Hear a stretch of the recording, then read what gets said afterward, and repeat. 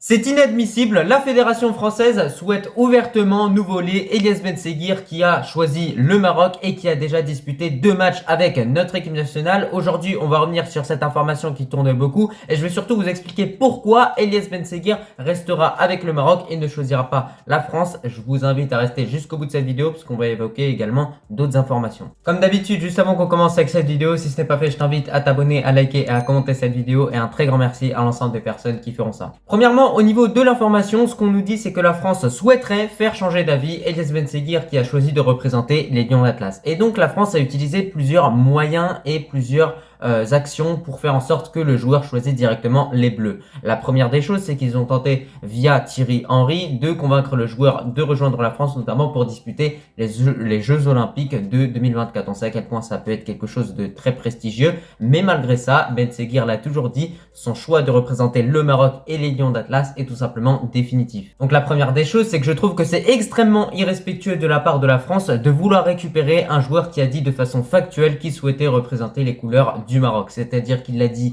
vraiment à plusieurs reprises, voilà, il fait complètement son choix, il a déjà joué 2 matchs, hein, voilà, c'est pas comme s'il avait joué aucune minute avec le Maroc et que c'était un petit peu comme Sofiane Diop ou même d'autres internationaux marocains qui pourraient rebondir dans une autre sélection.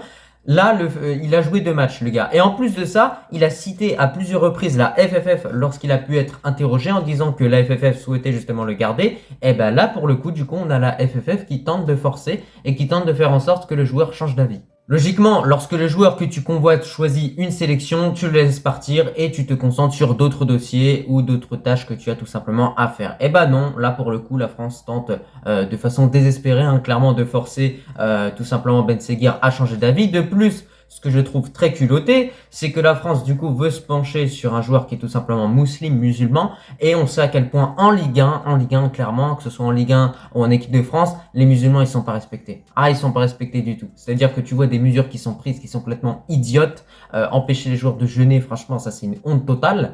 Il y en a plein qui en ont parlé, moi je le dis clairement encore une fois, c'est une honte totale.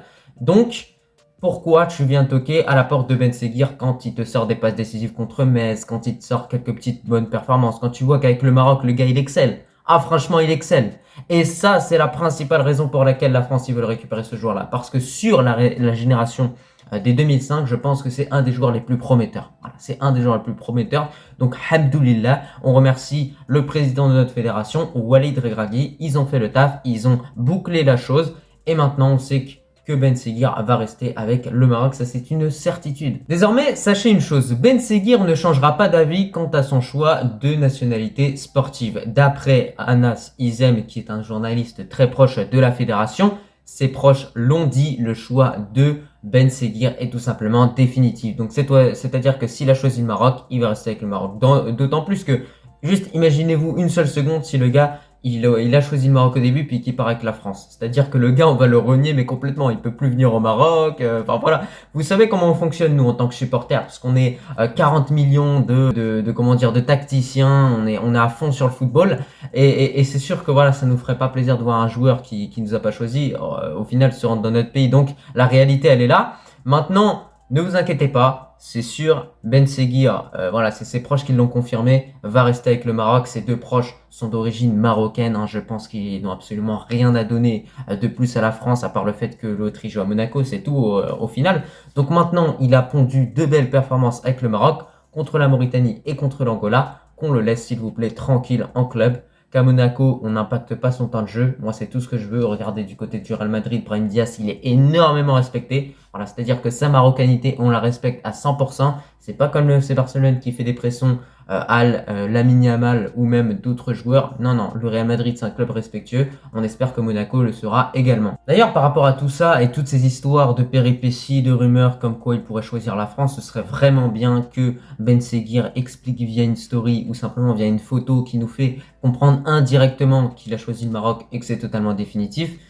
Bah, ce serait bien qu'il fasse ça, parce que franchement, ça ferait taire beaucoup de personnes, parce qu'il y en a qui sont en train de te dire, ouais, il a vécu en France, etc., du coup, il doit rester avec la France, etc.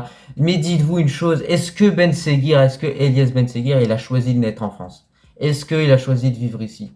Peut-être que non. Donc, faut arrêter de venir dire que lorsqu'un joueur, il fait sa formation en France, il doit représenter les couleurs de la France. Parce que derrière, c'est ce joueur-là qu'on va dire, ah, lui, c'est un Marocain. Ah, lui, c'est un Guinéen. Ah, lui, c'est un Sénégalais. On va jamais réellement le prendre comme un vrai Français. Et il est là le problème. Et enfin, je le répète encore une fois, Ben Seguir ne changera pas d'avis. Ne vous inquiétez pas, écoutez-moi bien. Pour Brahim Diaz, je vous avais dit en avance que le joueur allait rejoindre notre équipe nationale. Il a rejoint le Maroc. On m'avait pris pour un fou. Là, je vous le dis encore une fois, Ben Seguir va rester avec l'équipe nationale marocaine, tout simplement parce qu'il y a aussi un projet à long terme basé avec Brahim Diaz, avec Walid Regragui, notamment vis-à-vis de la CAN 2025 à venir au Maroc, vis-à-vis de la Coupe du Monde 2026 et de plein d'autres compétitions qui vont tout simplement s'ouvrir à notre équipe nationale, même la Coupe du Monde 2030. Je pense que Ben Seguir à ce moment-là, au niveau de sa carrière, sera réellement à son prime. Donc croyez-moi, il y a un projet qui a été ficelé, un projet ambitieux. Et Ben Seguir, c'est un des protagonistes de ce projet-là. Donc bien évidemment, Walid Regragui ne va pas le laisser partir. Au niveau de cette vidéo, on passe à une autre petite information. Bon, c'est une mauvaise nouvelle. Le Maroc perd une place au niveau du classement FIFA. Je crois bien qu'avant, on était 12e. Là, on retombe 13e. Bon, on reste premier en Afrique. C'est plutôt pas mal. Mais mondialement, voilà, on perd encore une place. On s'éloigne un petit peu du top 10. C'est dommage parce que voilà, encore une fois, je le répète, durant ce rassemblement de mars, même si on aurait pu gagner 1-0, ça aurait pu être pas mal. Mais comme je vous l'ai dit, il y a pas mal de problèmes offensivement au niveau de notre équipe nationale. Donc voilà, on espère les régler au plus vite. Et en tout cas, tous les matchs qui vont s'offrir à nous, les matchs de qualification pour la Coupe du Monde 2026, je pense que c'est des matchs qui vont beaucoup compter dans le classement FIFA également.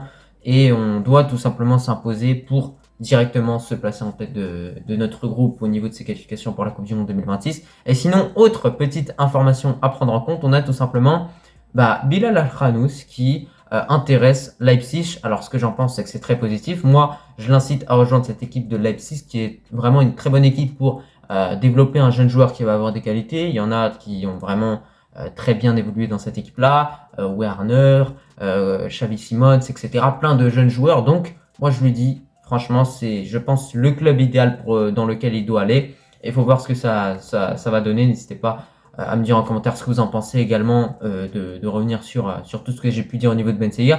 Et moi, faut le savoir, ce qui m'a beaucoup énervé vis-à-vis de ce qui se passe entre Ben Seguir et l'équipe de France, c'est tout simplement le fait que le gars, il est encore jeune. Voilà, il a déjà choisi le Maroc, c'est voilà une grande preuve de maturité de sa part, et que malgré ça, il ne le lâche pas. Voilà, j'ai envie de vous dire, il est jeune, il a choisi une équipe nationale, il a montré son amour pour le maillot sur le terrain.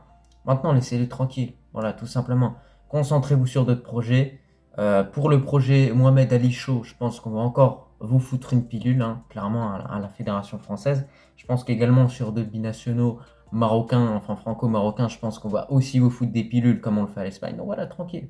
En tout cas, moi, je te remercie si tu as regardé cette vidéo dans son entièreté et je te dis tout simplement à la prochaine. Allah al-Watan al-Malik.